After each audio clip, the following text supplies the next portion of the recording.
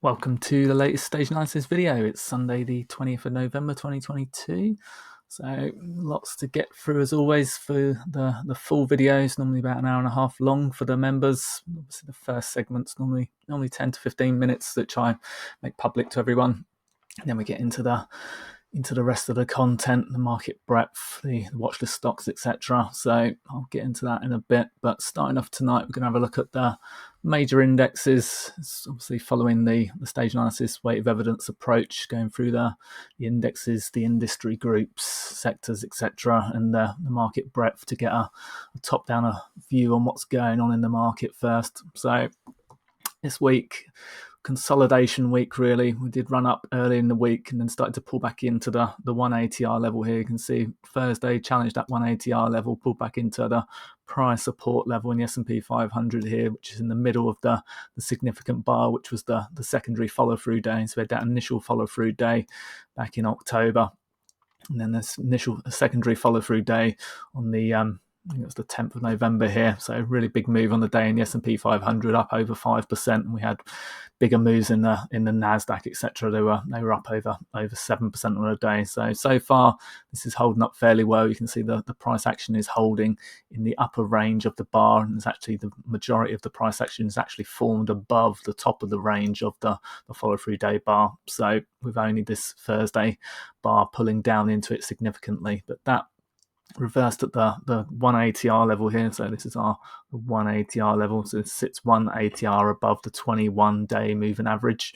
So this defines a short-term uptrend as when you're above this level here. So you can see when you're in a downtrend, generally you don't see many moves above that. The majority of stocks stay below the 180R level. But then once you start to move back above that 180R level there, you can see we start to move into a potential short-term uptrend. Obviously, you can get pullbacks into the 21-day moving average as you move up and down, same as you do on the downtrend when you're below the minus 180R level, which is this level here. You can see the majority of a downtrend will form below the minus 180R level, and the majority of the uptrend will form above the plus 180R level. So at the moment, you can see short-term uptrend, got two follow-through days, and we're approaching this 200-day moving average, which at the moment, if we look at the distance from consolidated on Friday, we're around 2.5% away from that 200-day moving average, and seems highly likely that that's going to get tested. Obviously, a major inflection point a lot of the time. So it's obviously a significant level for institutional investors and a level that literally everybody watches. So we will see what happens if we do actually manage to test that in the coming week. Obviously, a push through would be more bullish. If we can get through that 200-day moving average, then we're then moving up into the upper part of the range, testing the old resistance levels where it failed in the May, early June, and during that August top, where it did top out at that exactly at the 200-day moving average prior. So if it can manage to push through, then we want to see a pullback that holds above that 200-day moving average. But obviously, if it fails at that 200-day moving average here, if we get a move up and starts to come back down, then that would obviously be quite negative, especially if it then starts to pull underneath the 21-day moving average and pull back lower here, as that could then push us back down towards stage 4 type levels again. So at the moment, you can see from the percentage of stocks above their 20-day moving average in the S&P 500, we remain in the upper zone. So this is a characteristics that you'll see in a short-term uptrend, is that the majority of stocks will be above this 70% level, or at least above the middle part of the range. You'll see the majority get a few ticks down into the middle range here, but the majority of the price action will actually, or percentage of stocks, will hold above that 70% level and chop around in there. As you can see during the prior July into August move here, where it actually you can see that where it started to pull back down again, got back below that 70% level. Is when it started to break that down below that 21-day EMA here. But you can see the bulk of that move there, the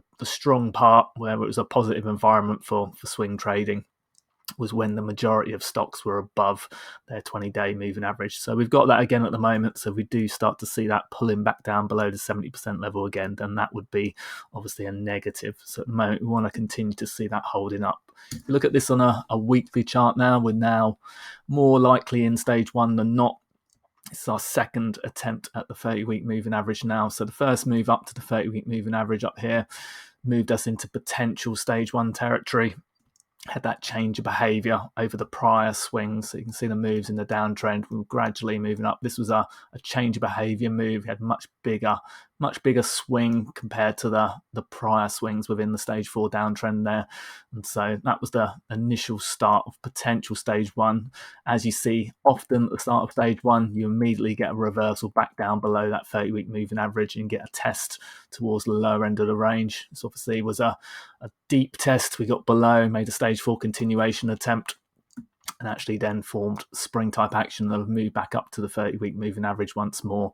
So at the moment, potentially in early stage 1 again. We've got this broad range that's been developing for a while. So we've got clear levels to watch for a breakout attempt. But with the moving average much lower now, you could potentially move out into stage 2 at a lower level if we get some kind of swing high form in the near term. So even last week's high could actually form the swing high that then, if we then chop around and move sideways for a while, that could then become the stage 2 breakout level. So it depends how significant that swing was last week, or whether we just continue to grind higher. If we continue to grind, then obviously the older levels will be much more important. So this zone through here, this 4200 to 4300 area in the S&P 500.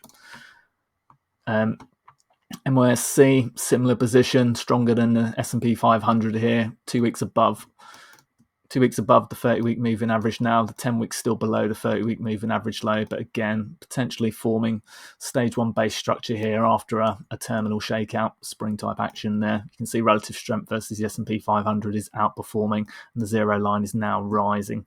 So NASDAQ composite also consolidating potentially in stage 1, but we haven't got to move back above that 30-week moving average again. But we obviously have got the similar behavior, the start of potential stage 1 behavior back here, same kind of test, and it is acting weaker. You can see relatively it's well underneath that zero line, which is still declining, so still got a ways to go to recover against the S&P 500, which you would expect if the market moves into stage 2. You would expect the NASDAQ composite and the NASDAQ 100 to be outperforming the S&P 500 in the near term. Doesn't always happen, but that's what you would expect, really. So but we did see some small moves in relative strength over the last few weeks. You can see the NASDAQ has outperformed in the near term. So this is a NASDAQ 100, and again, potentially forming stage 1 a little bit less sure than the NYSC and the S&P 500 as it's been underperforming. So could still be stage 4. Dow Industrials is the strongest by far. We're actually within 1.5% of a potential stage 2 breakout. So if we get a move up and out through this area this week, so look at our level here, so 34,281 there. So we get a move above that strongly. Obviously, indexes, you don't tend to get the huge volume, so decent volume, at least average volume, then that could potentially move the Dow back into stage 2. Small gaps, let's do the Russell 2000. Again, stage 1 type behavior in this. This has been outperforming the S&P 500 for a little while now. Pull back in a little bit over the last week or so. Still consolidating in this sideways range since May time. So hovering 4 weeks above the 30-week moving average there now, so looking for a continuation up towards the upper part of the range. But again, this could push up towards stage 2 type area. If we look at the NASDAQ on the daily, you can see the weaker move that it's had compared to the S&P 500. If I quickly flick back to the S&P 500, you can see the relatively stronger move back up in the channel here. We've got the above the 1 ATR level there. If we look at the NASDAQ, actually add the ATR candles onto this quickly, you can see it's hovering. It did move above the 1 ATR level for a couple of days, but it's pulled back in. So significantly weaker than what we've seen in the S&P 500 here, which has had many days above that 1 ATR level that I talked about.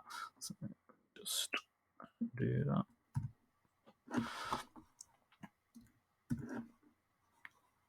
So what we're looking for in the NASDAQ, again, still a ways off the 200-day moving average compared to what we saw in the S&P 500. So we've got 9% move needed to get back to the 200-day moving average, but a move through this near-term pivot here. It did have a follow-through day on this day here, secondary attempt at a follow-through. Again, there was a follow-through day. It was this day here. So which, although was undercut, didn't fail because obviously the low of the day one low is what you use for the follow through day. So that was the first follow through day. It's usually second follow through day. So we've got continuations above the 50-day moving average. The 21-day moving average is just attempting to move above the 50-day here. So if we can get a move up and out for a test up towards that 200-day moving average, then that would potentially continue the trend of this being potentially in stage one.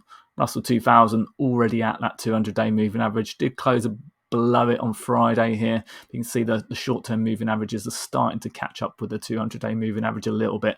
So again, still showing sideways range for the last 6 months or so. So looking for this to start to move up and out through this 190 level, potentially start to move up through here. You could even get to stage two in this kind of zone up here, because obviously the distance from the 200-day moving average and the fact we've got multiple pivots there.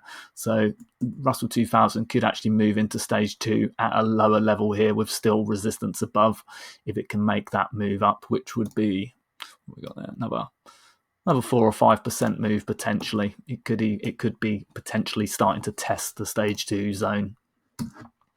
VIX has continued to come off, so you can see down below its 200-day moving average now for around a month now. So as the market has rallied, so continuing to be in line with what the market's doing.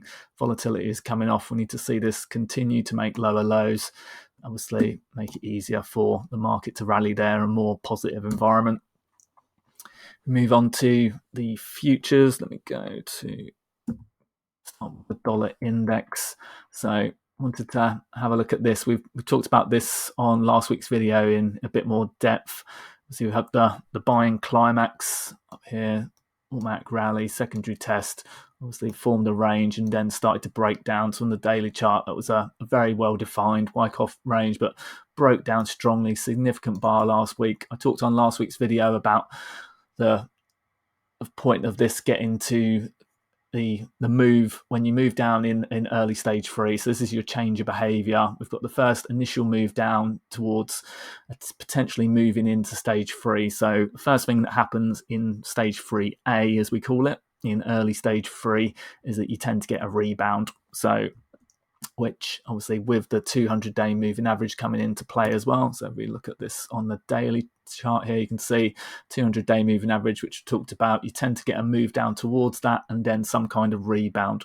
So the rebound, how effective the rebound is, then obviously gives you a measure of what's going to happen next. So with this huge significant bar from last week, obviously any move back above, you want to see a quick move back above the center of that to signify more strength. But if we do get a lower range form, which we obviously got in the stock markets last year, we get this kind of sideways range forming, then obviously we could form a much lower, much weaker stage three, with obviously the highs never being tested again, except for potentially a short-term up thrust maybe out of the range again. So at the moment, that's a potential. We've got obviously the rebound from the 200-day moving average has been quite tepid so far. You can see relative strength has started to break down here. So still outperforming on the weekly in terms of relative strength, but if it starts falling back below that zero line there, then that would obviously continue to signify weakness. So on watch to see how this behaves. If it can recapture this range here. So if we go to the daily chart again. So as I said, we've got the previous range up here, wrong one. Got the range, you've got your buying climax, you've got your automatic reaction, secondary testing, further testing, obviously as a sign of weakness, continue to break down, obviously broke down significantly here. We've got our test down towards the 200-day moving average. So any kind of rally back up into here is now a potential short area based on using the Wyckoff method short areas and the Weinstein area short areas. So at the moment, we're looking for a move up and how strong or how weak that is. And then obviously it would be a potential short on any kind of turn back at resistance. So let me get back. I'll go back to. So let's get the SATA chart back up on the weekly first. So 1 week. So this is the US Treasuries. So I wanted to show this one as it's a good example of when you break down into stage four. So back in 2020 here, started to move off into stage four. So wrong one again. Keep getting today. Started to break down potential stage 4 behavior here. So this week here it was potentially moving into early stage 4. We've got the move down lower than the secondary area, so the secondary area to go short there. It's moved off, and then we started to get that change of behavior move, started to come back up into a range, started to form potential stage 1 base structure through here. So as you can see, stage 1 doesn't always mean it's going to break back out into stage 2 again.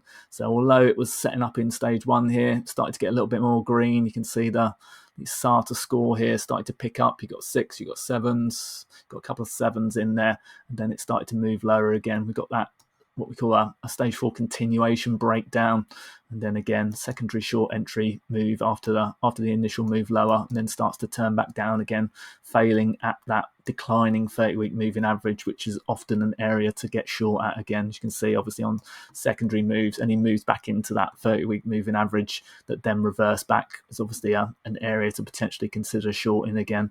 So at the moment, we've got the potential rebound move back above the 10-week moving average at the moment. So potential stage 4B minus at the moment. With this, we've got a couple of days back above that 50-day moving average, as you can see on the daily chart here. So looking for this to continue to build out, maybe start to build a base structure. So this is oil. So again, let's get the SATA chart on this so you can see this a little bit better. So I wanted to show you this one as we got that continuation breakdown. So your buying climax, your make rally, secondary test, and the structure. So we started to form the structure through here. You had a up thrust within the structure, didn't obviously challenge the high, started to break back down again. So got our stage 4 breakdown area around here, although still rising at this point, so you wouldn't necessarily consider this stage 4, although it is technically stage 4 when the 30-week moving average is still rising.